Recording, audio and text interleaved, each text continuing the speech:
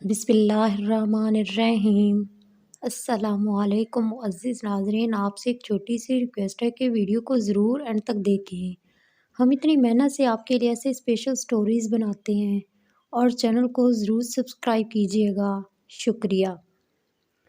ابھی صبح کا وقت تھا اور میں ہاسپٹل جانے کی تیاری کر رہی تھی کہ اچانک دروازے پر زور سے دستک ہونے لگی۔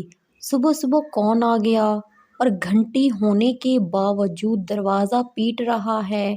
میں غصے سے دروازے کی طرف گئی تو دیکھا سامنے ایک سادہ سے کپڑے پہنے ایک لڑکی کھڑی تھی۔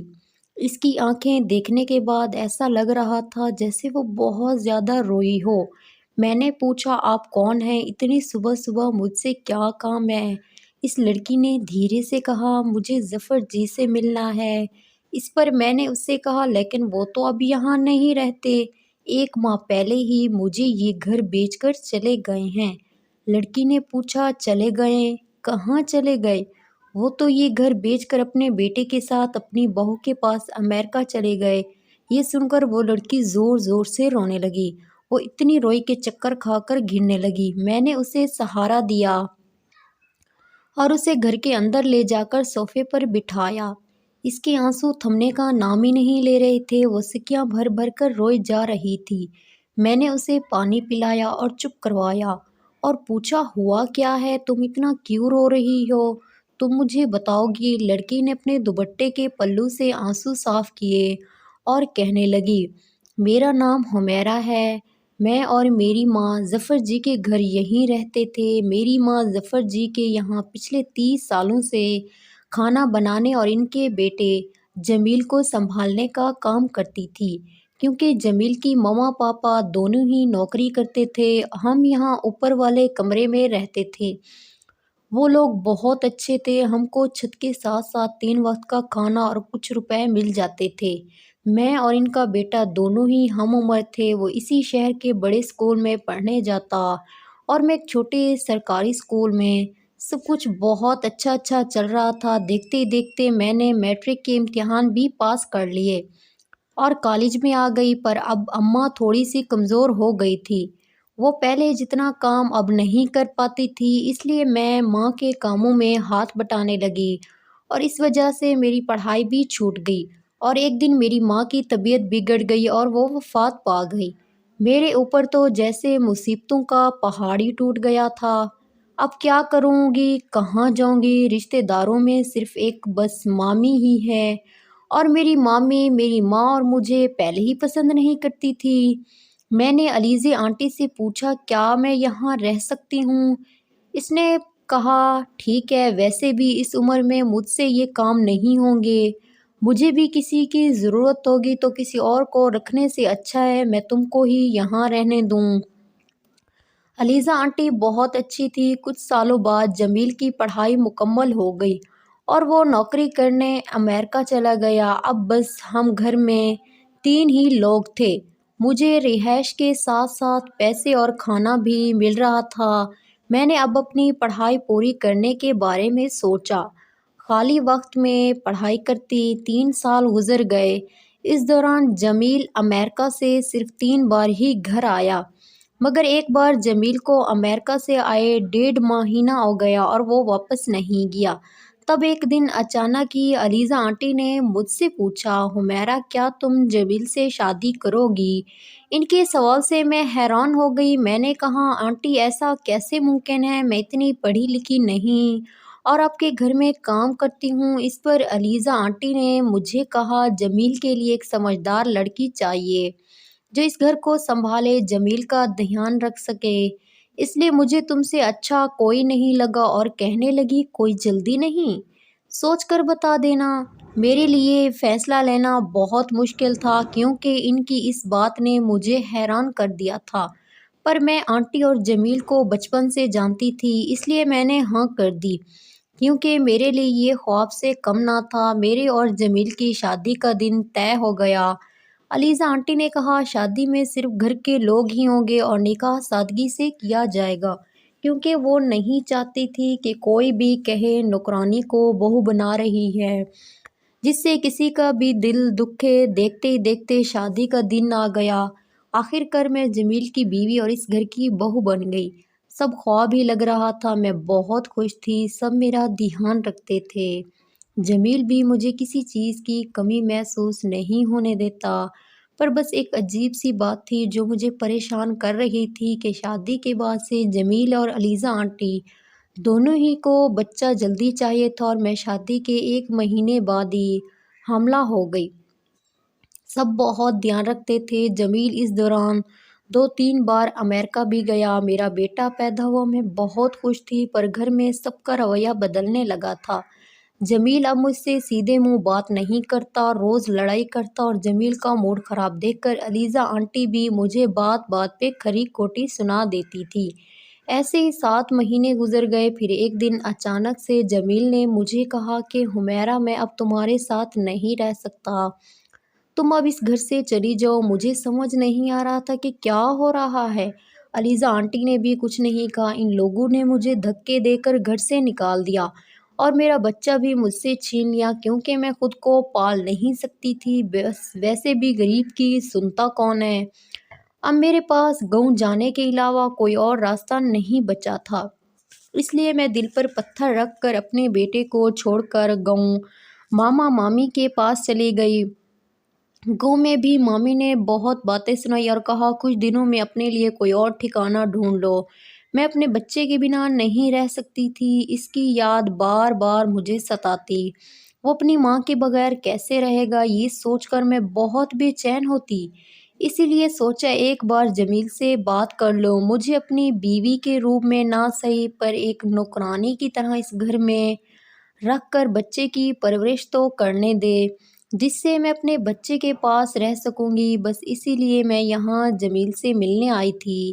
اس کی باتیں سن کر میری آنکھیں نم ہو گئی۔ پھر میں نے اپنے بیگ سے ایک تصویر نکالی، مجھے دکھائی۔ تصویر میں ان کا بیٹا تھا۔ حمیرہ نے کہا میرے پاس بس یہی ایک تصویر ہے، اس تصویر میں اپنے بیٹے کو دیکھ کر مجھے سکون ملتا ہے۔ میں سوچنے لگی کوئی ایسا کسی کے ساتھ کیسے کر سکتا ہے۔ اتنے میں حمیرہ اللہ اللہ کر کے کھڑی ہو گئی اور کہنے لگی اچھا باجی میں چلتی ہوں۔ میں نے اس سے پوچھا تم کہاں جاؤ گی؟ اس پر حمیرہ کہنے لگی پتہ نہیں باجی اب کہاں جاؤں گی۔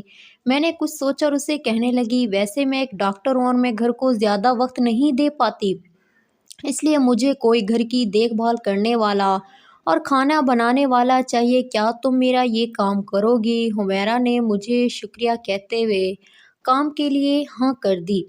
دیکھتے ہی دیکھتے 1 سال گزر گیا۔ حمیرہ اب میرے گھر کا حصہ بن چکی تھی۔ ایک دن میں نے ہسپتال کے ریسپشن پر ایک آدمی کو اپنا نام جمیل ظفر بتاتے ہوئے سنا۔ میں نے جب اسے دیکھا تو میں پہچان گئی، ارے یہ وہی ظفر جی کا بیٹا جس نے گھر بیچا تھا۔ میں جمیل کے پاس گئی اور اس سے باتیں کرنے لگی اور پوچھا کہ تم تو گھر بیچ کر امریکہ چلے گئے تھے تو یہاں کیسے؟ اس پر جمیل نے کہا اب ہم واپس آ گئے ہیں اسی شہر میں، اور دوسرا گھر بھی ہم نے خرید لیا۔ میں نے جمیل اور اس کے گھر والوں کو اگلے دن شام کو کھانے پر آنے کو کہا۔ جمیل بھی کہنے لگا کہ ہم آپ کے گھر ضرور آئیں گے، بہت دن ہو گئے گھر دیکھے، بہت سی یادیں جڑی ہیں اس گھر سے۔ میں گھر گئی پر حمیرہ سے میں نے کچھ نہیں کہا، بس میں نے اسے اتنا ہی کہا کہ کل شام کو کچھ مہمان آنے والے ہیں، کچھ اچھا بنا لینا۔ شام کو جمیل اور اس کی امی ابو ہمارے گھر آ گئے۔ میں نے انہیں بیٹھنے کو کہا۔ اتنے میں ظفر گھر دیکھنے لگے۔ واہ پرانی یادیں تازہ ہو گئی، آج بہت دن ہو گئے اس گھر کو دیکھے ہوئے۔ اتنے میں نے حمیرہ کو آواز لگائی حمیرہ پانی لے کر آنا۔ حمیرہ نام سنتے ہی تینوں ایک دوسرے کی طرف دیکھنے لگے۔ اتنے میں حمیرہ بھی پانی لے آئی اور انہیں دیکھ کر چونک گئی۔ وہ اپنے بیٹے کی طرف دیکھنے لگی اور دوڑ کر اپنے بیٹے کو گلے سے لگایا اور بہت رونے لگی۔ میں نے حمیرہ کو چپ کروایا اور ان سب کو غصے سے کہنے لگی آپ سب کو سیدھی سادی لڑکی جو کہ آپ کے گھر کا حصہ بھی تھی، اس کے بچے سے دور رکھ کر شرم نہیں آئی؟ حمیرہ پوچھنے لگی ایسا کیوں؟ میرے ساتھ کچھ دیر سب چپ رہے، پھر جمیل کہنے لگا میں نے تمہیں کہاں کہاں نہیں ڈھونڈا۔ حمیرہ کہنے لگی میں نے یہ نہیں پوچھا جمیل، میں پوچھ رہی ہوں تم نے یہ سب کیوں کیا؟ تم سب نے مجھے دھوکہ کیوں دیا؟ جمیلہ بتانے لگی۔ جب نوکری کے لیے میں امریکہ گیا تو میری ملاقات اپنی کمپنی میں کام کرنے والی ایک لڑکی شہزادی سے ہوئی، اور شہزادی اور میں ایک دوسرے کو پسند کرنے لگے۔ جب میں گھر بتایا تو اماں ابا نے شادی کے لیے منع کر دیا۔ پھر میں نے شہزادی سے شادی کر لی، پر گھر پر ماما بابا کو نہیں بتایا۔ کچھ وقت بعد پتہ چلا شہزادی کبھی بھی ماں نہیں بن سکتی، تو میں تھوڑا پریشان ہو گیا۔ بعد میں میری اور شہزادی کے درمیان انبن ہونے لگی۔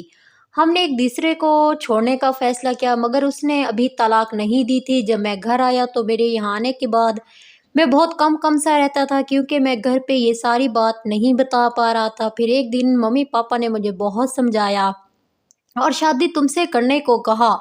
میں مان گیا۔ میں نے سوچا میں کبھی امریکہ نہیں جاؤں گا اور یہیں نوکری ڈھونڈوں گا اور ایک نئی زندگی کی شروعات کرنے کا سوچنے لگا۔ پر شادی کے کچھ وقت بعد اچانک شہزادی کا فون آیا اور اس نے مجھ سے کہا کہ تم نے یہاں سے نوکری کیوں چھوڑ دی؟ وہ مجھے منانے لگی، اپنی غلطیوں کے لیے معافی مانگنے لگی۔ میرا جھکاؤ شہزادی کی طرف بڑھنے لگا۔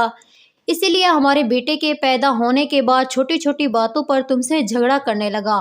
ممی پاپا کو بھی چھوٹی چھوٹی باتوں پر تمہارے خلاف کرنے لگا تاکہ میں شہزادی کے پاس پھر سے جا سکوں، اور پھر اسی لیے میں نے دھکے دے کر تمہیں گھر سے نکال دیا اور بیٹوں کو بھی تم سے چھین لیا۔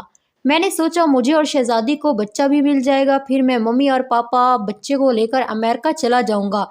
تبھی حمیرہ نے کہا، علیزہ آنٹی، آپ نے مجھے اپنی بیٹی جیسا سمجھتی تھی، پھر آپ نے جمیل کا ساتھ کیوں دیا؟ علیزہ آنٹی نے کہا، جب جمیل امریکہ سے کچھ دنوں کے لیے گھر آئے تو بڑا ہی کم سا رہنے لگا۔ تب ہم نے سوچا کوئی اچھی لڑکی دیکھ کر شادی کر دیتے ہیں جس سے یہ شہزادی کو بھول جائے۔ ہم نے اسے بہت سی تصویریں دکھائیں پر اس نے منع کر دیا۔ پر جب میں نے جمیل کو تم سے بات کرتے دیکھا تو مجھے لگا کہ تم سے بات کر کے جمیل بہت خوش رہتا ہے، اور تم جمیل کو بچپن سے جانتی اور ہم سب بھی تمہیں جانتے تھے، اس لیے میں نے تمہاری شادی جمیل سے کروا دی۔ پر میں یہ نہیں جانتی تھی کہ جمیل پہلے ہی شہزادی سے شادی کر چکا ہے۔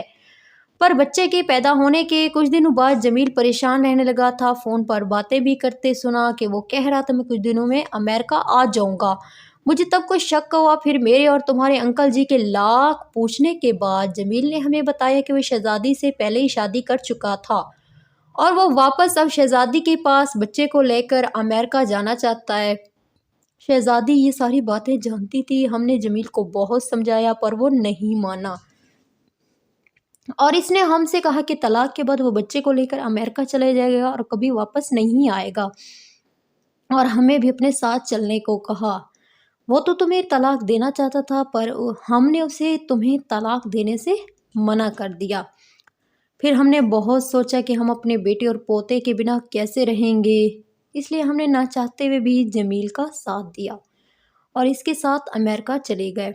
یہ سب کہتے کہتے وہ حمیرہ سے معافی مانگنے لگے۔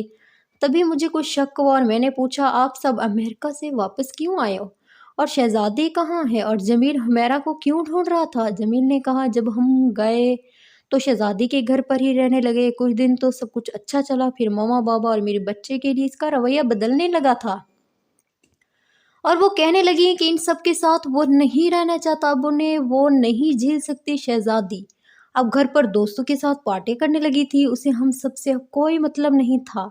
بچے پر بھی اس ماحول کا برا اثر ہو رہا تھا اور ممی پاپا بھی اس ماحول میں زیادہ نہیں رہ پا رہے تھے۔ جب شہزادی سے میں نے اس بارے میں بات کی تو بات بگڑ گئی اور وہ کہنے لگے، اگر تمہیں اتنی دقت ہے انہیں لے کر یہاں سے نکل جاؤ۔ پھر ہم نے فیصلہ کیا اور وہاں سے واپس آ گئے، کیونکہ وہاں پر کرائے کے گھر میں رہنا بہت مہنگا تھا اور نوکری کے علاوہ وہاں رہنے کا کوئی مقصد بھی نہیں تھا۔ یہاں آ کر میں نے تمہیں بہت ڈھونڈا حمیرہ، یہاں تک کہ تمہارے گاؤں ماما مامی کے بھی گھر گئے، پر کسی کو کچھ پتا نہیں تھا کہ تم کہاں ہو۔ ہم سب کو معاف کر دو حمیرہ۔ گھر چلو، کون سا گھر جہاں سے دھکے دے کر مجھے نکالا تھا؟ مجھے معاف کر دو حمیرہ، میں نے تمہیں اپنے بچے سے دور رکھا۔